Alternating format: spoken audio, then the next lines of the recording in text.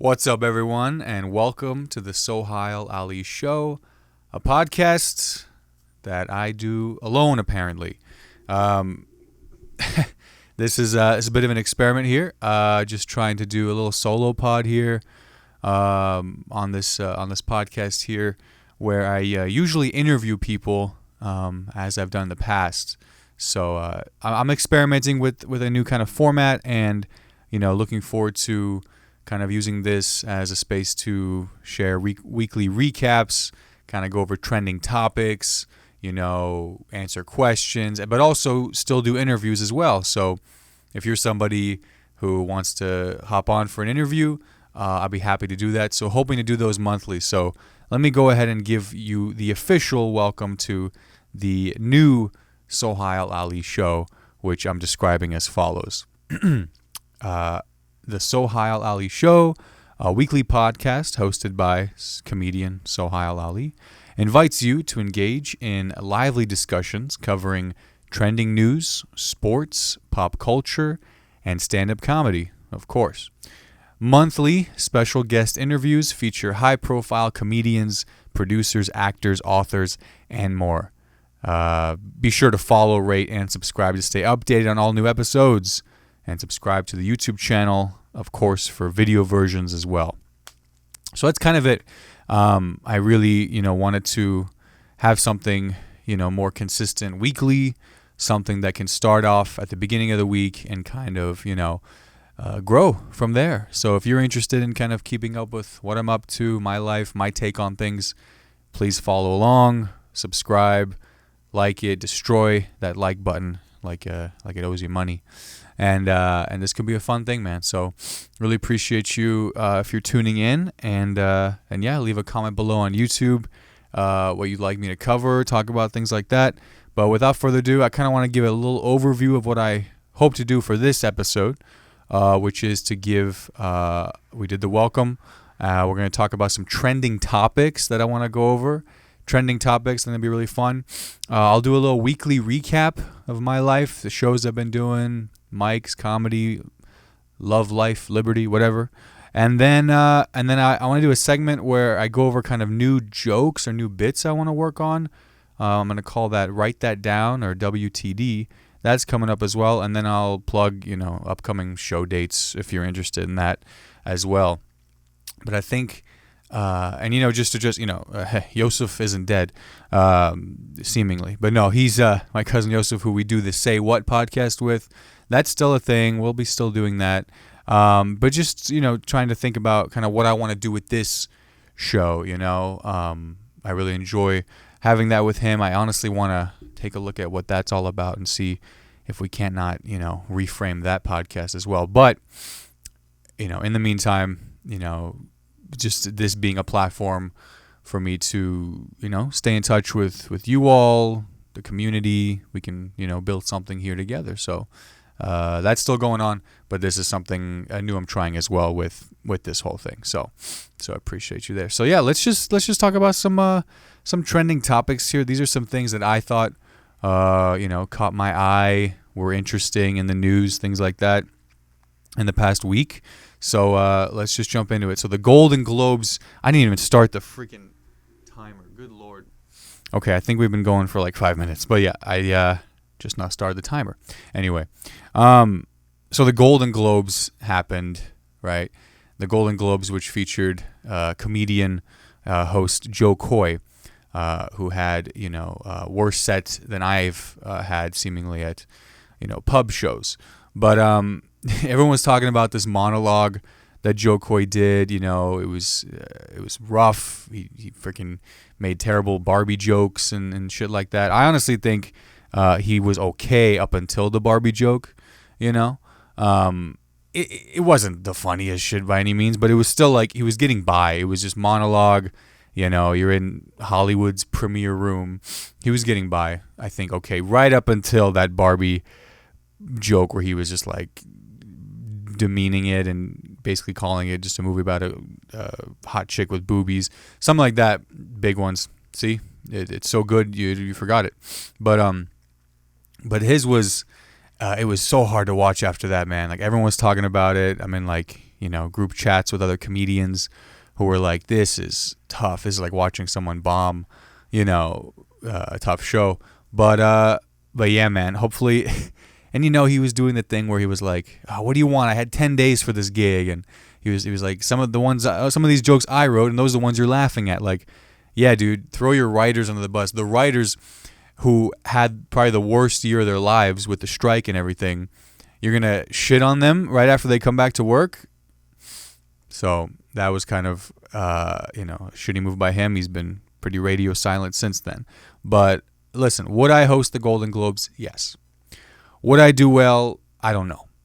Would I try my fucking best to write some jokes? You're goddamn right I would. I would do my best to, you're not trying to please people, you just be funny. Like the Ricky Gervais monologue is a good example. He acted like he didn't give a shit. He really didn't give a shit.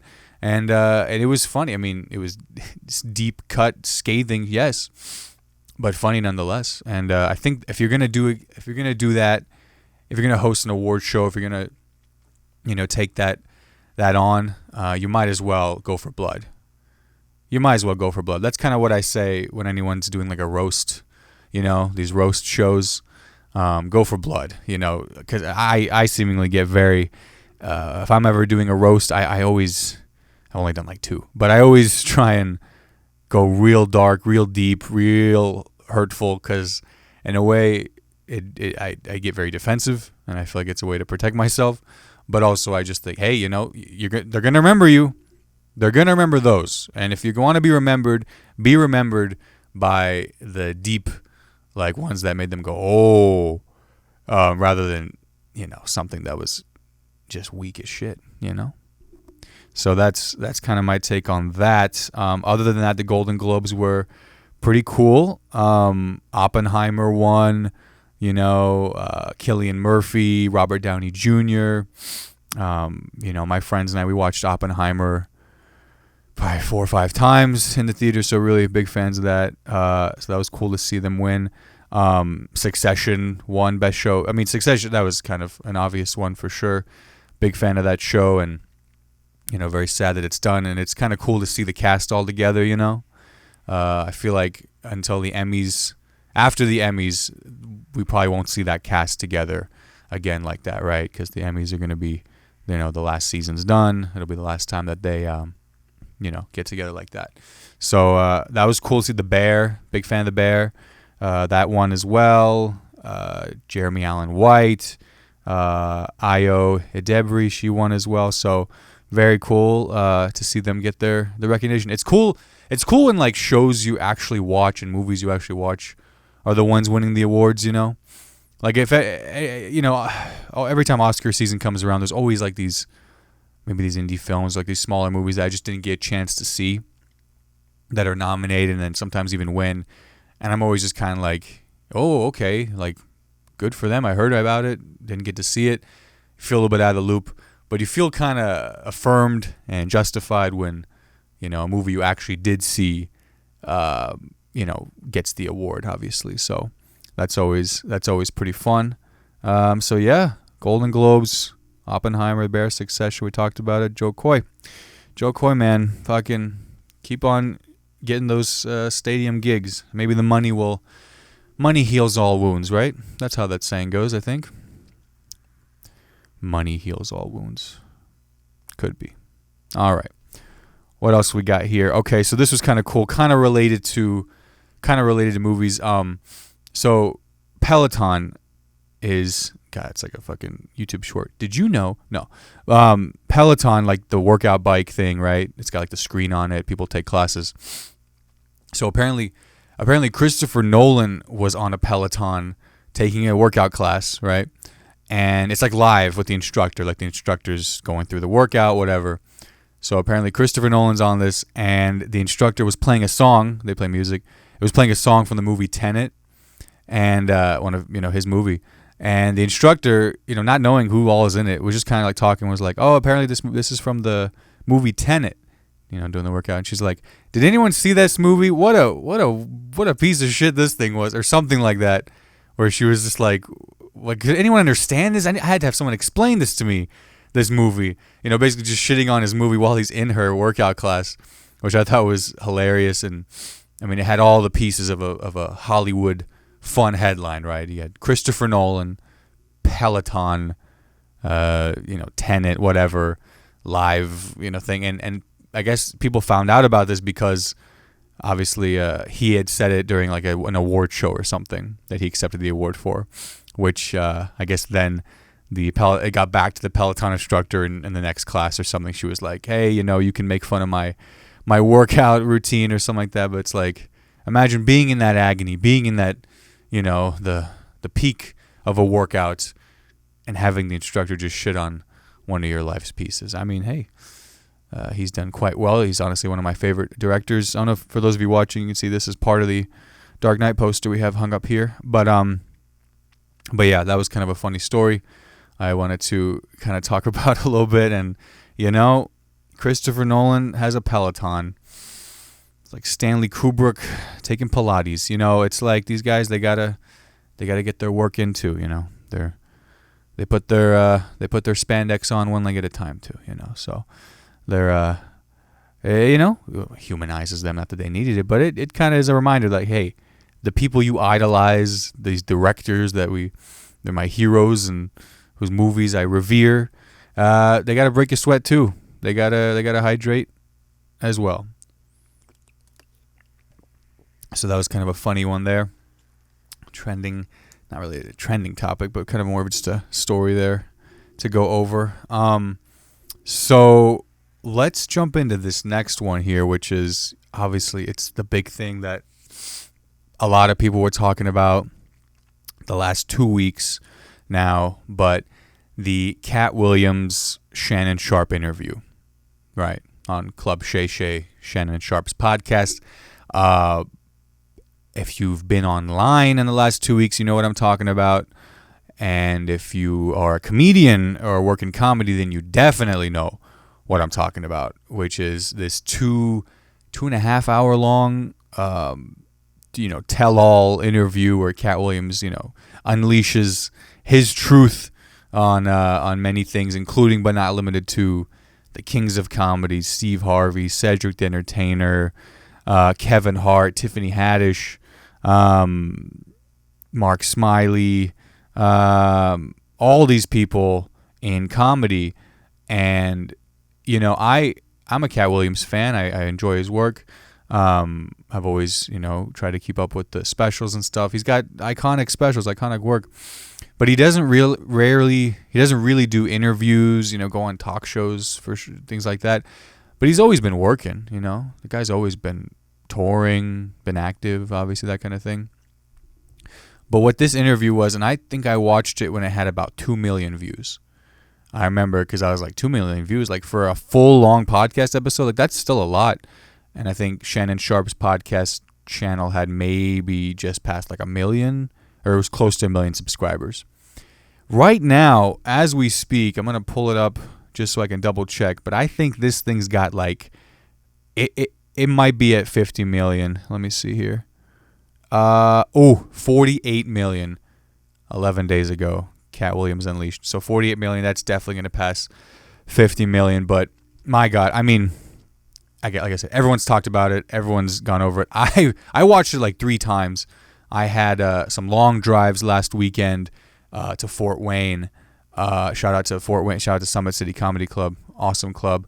I got to host there. And I played this thing both nights just to get through it, just to get through the drive, something fun. And it's so entertaining, dude. Like I love this interview so much. Katt Williams, he has such a way with words, and it's just the vocabulary he's using sometimes. It's like speaking poetry, honestly. And Shannon Sharpe is a great interviewer in the fact that he allows for like the dead air.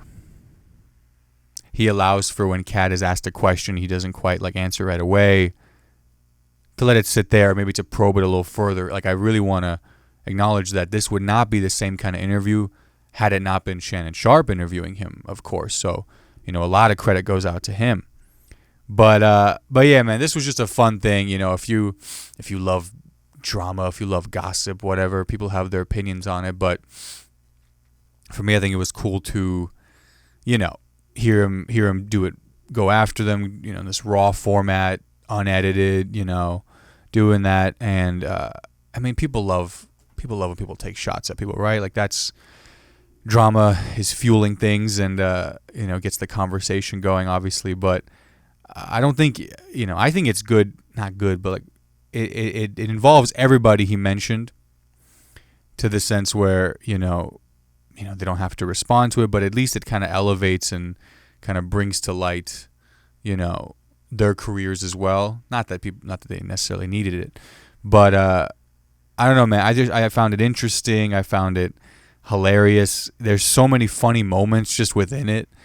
One of my favorite moments in it is when Shannon Sharp, and they're just well into it. They're well into it. They're getting it going, and Shannon Sharp asks him, just like the next question was, he goes, "The Migos, did you help them get out of a financial situation?" And Katt Williams responds, he's just visibly, he goes,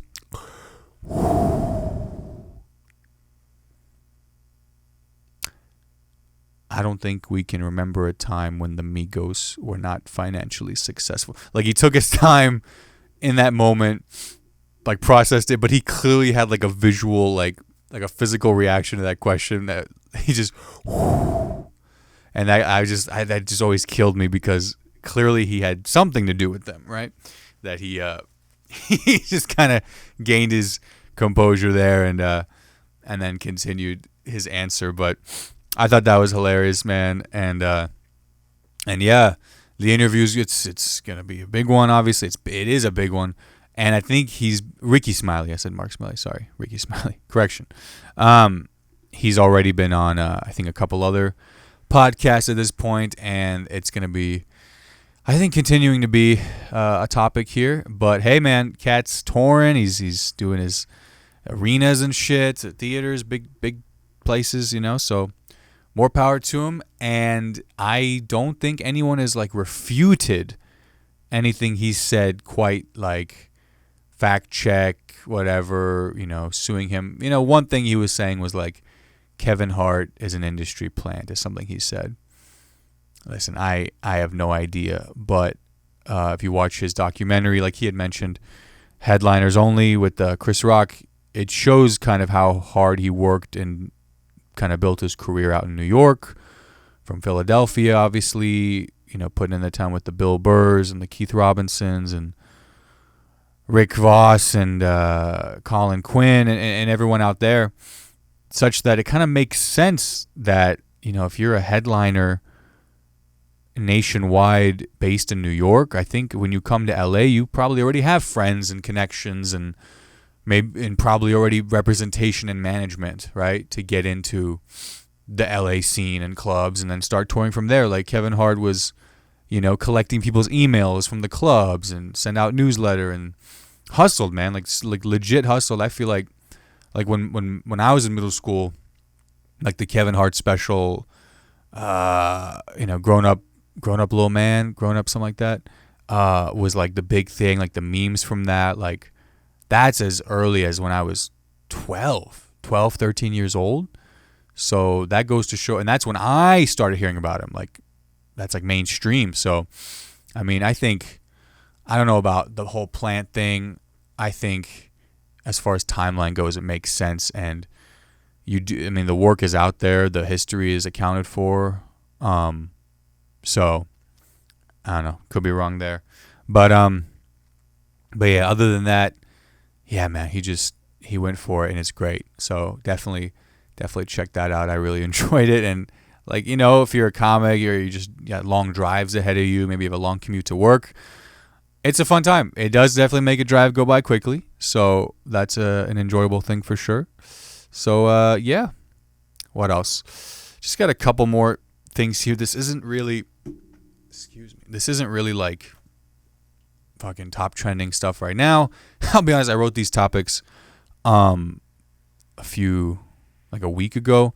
So it's not necessarily the most freshest stuff. So apologies on that. But if you are someone who is into physical media meaning DVDs, CDs, you know, things like that, vinyls even,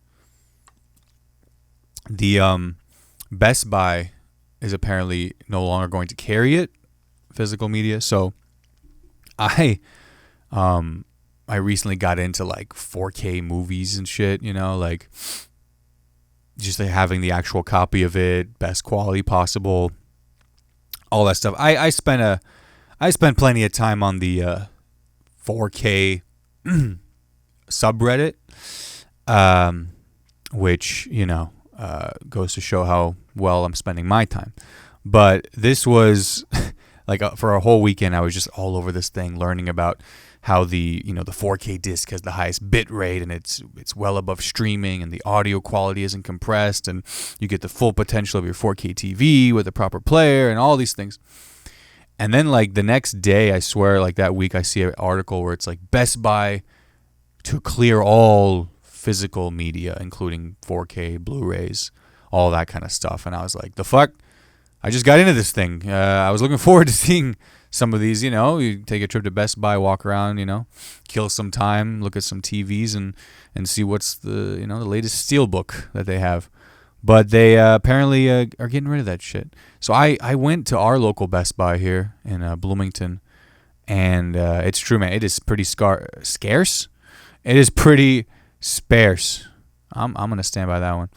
Sparse. Jesus Christ. It's late. I'm sorry. It is.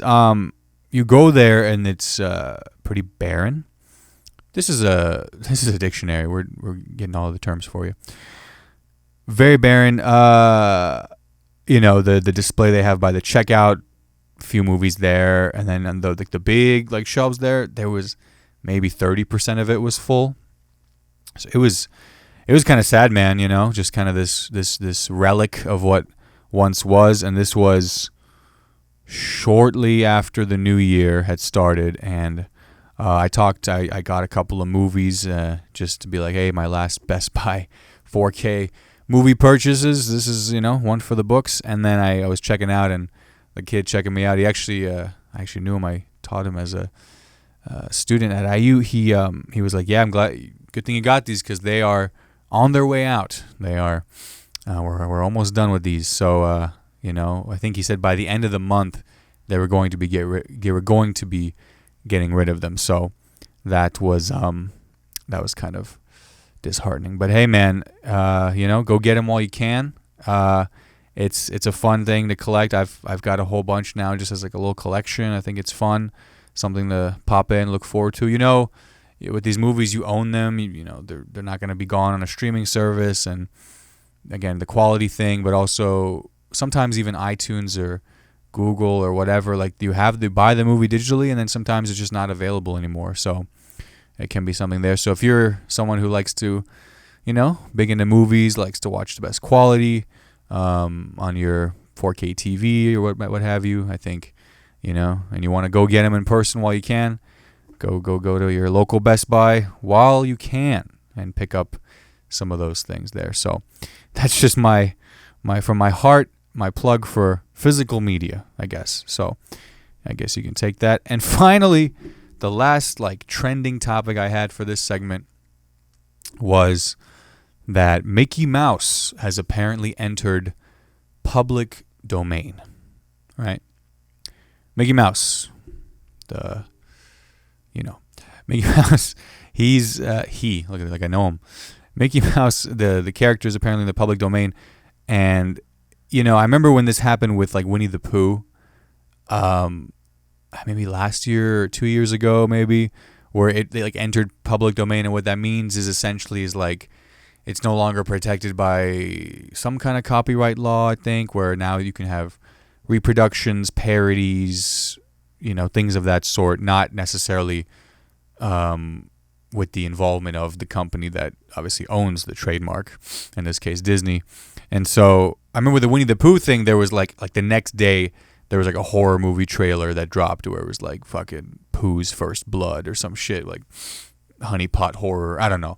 But that's what happened with that, because they were just all right, here we go, it's open season now, baby. And I think the exact same thing I saw with this whole Mickey Mouse thing, right? Mickey Mouse, I saw the next day was a horror, cheap indie horror movie, trailer dropped with with the shot of someone apparently wearing a Mickey Mouse like costume. So if that's your thing, man, golly, that is tough. That's got to be a weird thing to be into, actually looking forward to those things. But then you look at it and you go, this probably cost like maybe $1,000 to make.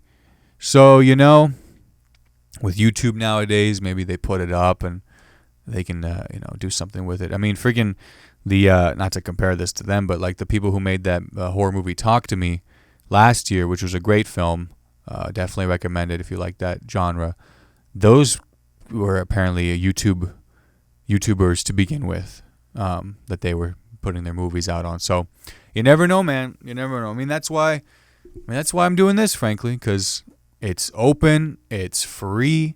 You can watch it, you can support it, you can say fuck off, you can dislike it, whatever you want. It's the free market, baby. But I don't know, man. Mickey Mouse, I feel like it's gonna be there's already those shitty like T-shirts and stuff. Like you go 10 minutes outside of the park and there's a Waffle House and a souvenir shop with tie-dye Mickey flipping you off. SpongeBob with the money. SpongeBob. And so it's like, what more other than these movies? What more could we start to see, really? So the horror genre is cool. I mean, what the hell? Are we gonna start seeing bluey horror movies whenever that enters public domain? Maybe that's pretty popular.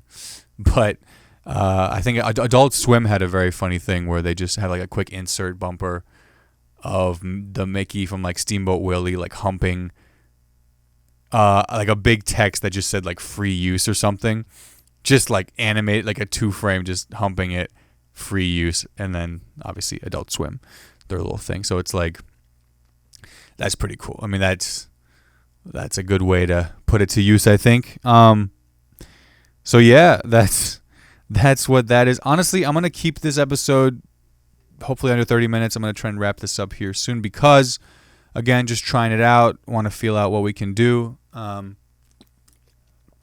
with this time, and yeah, I think we're gonna try and wrap things up here. So a little bit of a weekly recap for me, and then we're gonna wrap it up. So last week I got to do the Helium Comedy Club open mic last Tuesday. It was a pretty good turnout there. They had maybe 30, 40 people, actually in attendance, which is huge for open mic for sure. It's always a long lineup, and it was nice to get back there and do some time. Got to work on some fun stuff. So that was fun. And then we also had on Thursday the Comedy Attic open mic here. I got to host that. That was also a really good one. Packed out, people brought friends, of course, and the locals crushed it. It was a great time. I've been enjoying hosting those. And honestly, I'm very excited to share that I will be hosting my first weekend of shows here at the Comedy Attic for Lucas Zelnick, the headliner, January 19th and 20th. Might as well get that plug in while we're talking about the Attic. So yeah, this Friday and Saturday, January 19th and 20th, hosting at the Comedy Attic, Lucas Zelnick. He's hilarious. He's got so many followers. He's done a whole bunch of cool things, and it should be a great time. My first weekend, I am so excited. I've been hosting the open mics, like I said, and those have been great, and I really appreciate everyone who's supported me like through the contest over the summer and always at the open mics. And yeah, man, it's a big deal for me. It is a big deal to get to, host at your home club, and I'm really happy to get to do that. So thank you to the Comedy Attic, and thank you for everyone that's going to come out. So just got to get that plug in there. No shame. You know what? We'll go as long as we want. We'll go as long as we want here on this. But let's see. So yeah, we had that. Went to see Blade Runner 2049. That was pretty fun. Shout out to my boys Ethan and Trey and Darren. He went too. But this was at the IMAX Indie Theater at the Indiana State Museum. Very nice theater. It's like the biggest screen in the state, and it's fucking huge. They have like stadium seating. It's an amazing way to watch movies, and we had to go see Blade Runner. Are you kidding me? So that was sick. Got to do that. And then on Friday, I got to attend the IU Minnesota basketball game. That was really sick with Eric, my boy Eric Hook, and Thomas Gerson. Shout out to them. And it was great, man. Like day of, I was just like, let me check out what we can find here. Found some cheap seats, and then it was a great game. IU pulled it out, man. It was a good time. Very good time. And then after that, this is just the cool thing of just like living in a town like Bloomington, right? Like we left the game, IU won, and we were like, all right, trying to go catch the late show at the Attic. And we're like, hell yeah, let's go. So we did. We popped in. We went in, sat in the back. It was great. The headliner, Sabrina Wu, was hilarious. They killed. Sabrina Wu is hilarious. Definitely check them out. Their stuff is online, obviously. But I had seen their like Tonight Show set, but they killed. They were very good. Aaron Depke hosted. Shout out to Aaron, local comic here. And Jonas Schroet featured, also local comic. Shout out to Jonas. It was great. The Late Show Friday we caught was amazing. So it was just cool, go from one thing to just pop in and catch an amazing show at your local comedy club. Like what a gift, How fun is that? And to me, that's telling me I'm doing the right things, and it's getting the most of where you're at right now. Do we have a bunch of open mics every single night of the week? No, but we do have an amazing club and great local comics and a weekly show on Sundays at Hoppy Wobble's Pub that you should definitely come out. But it's about maximizing the time there, I think, and I've really enjoyed that, and I appreciate any opportunity I get to be there, let alone work there and be involved. So that was pretty special as well. Okay, man, I think let's just go ahead and, okay, so let's talk through this next section here, which is, I'm calling it Write That Down, okay? Write that down, because that's anytime, and, comedians, comics, however you do this, I'd be curious to know, but like whenever you have like an idea of a joke or something that strikes you, whatever you have to do to like quickly get it down, whether it's like a notepad or something or on your phone. For me, I pull out my Google Keep app and I start a new note, and at the very beginning I type WTD joke, which WTD just in my head it stands for write that down. Okay, that way when I want to go back through everything that I've wrote down, I just search my notes for WTD, and then it pops up, and then I can find it. So that's what I want to call this section here, because I want to use this section as a weekly way for me to talk through like new bits, I guess, new jokes, new things that I've written down under WTD, right? So I'll just kind of go through a few here. Again, obviously it made me laugh. If you think it's shit, please let me know. But most of these are probably not, going to make anything, but I just figured it's a good opportunity for me to talk through things and see what's up. So let's go through a few here. So this one is, someone asked me what my comfort show was, like a show that you watch, that you've seen all of, but you just watch to make you feel good. And I just wrote down, so that's when I found out my comfort show was porn. Just the fact that you've seen it all and it's just there to, something to watch while you're, probably trying to do laundry or something. But I just heard comfort show and how someone described it, and I was like, yeah, that sounds like something I could tie into there. But I don't know. I haven't tried this as a on stage as a joke yet. Honestly, don't want to, but I think I felt something when I wrote it down, right? So might as well give it a shot, I guess. Let's see here. I saw a car. I saw one of those student driver cars. I saw a student driver car with the student driver stickers on it, but they also had a handicap license plate. So I was like, this has got to be the worst driver on the road possible. Like this guy's got everything going against him. Like this, I don't know. I talked through this with someone else, and I thought, oh, there's something going on here. Like that car's beaten to shit, man. Are you kidding me? You know how many pedals are in that? You know how many brake pedals they got in this thing? No one's walking out of this car, I'll tell you. Just the fact that, someone still needs to learn how to drive. They're in a wheelchair, but they got to get around quicker, I guess. They need a quicker mode of transportation. Mechanics love them. It's like the doctors hate this mechanics love this car, this person. They are like, you see a student driver car with the handicap license plate. You're taking another road. You're taking message received. I'm not getting close to this inevitable wreck. All right. It's a little mean. I know it's a little mean, but I just had to. I literally saw that. I was driving by Kroger, the nice one, and I was like, there's something there. Maybe. I don't know. Okay. Let's see here. How are we doing on time Thursday? Okay. Let's go through a couple more here. That one's too sad. This is a true thing that I experienced as a kid. I figured I might try and do something with it, but so like I was an only child. I still am. They didn't get more kids after I became an adult. I'm an only child, so growing up, like when we would leave my cousin's house, and I was having fun playing with them and go home, we'd have to go home. My parents would bring me home, and I'd just be like fucking just bored out of my mind, just home with my parents. I'm young, a little kid, you just want to be with friends or cousins. So I'd just be like, this is so boring. Like, I wish I had friends here. I wish I had a sibling or something. And my dad would say to me, "It's okay, son. I'll be your friend." To which I was like, no, that's okay. I'll just kill myself.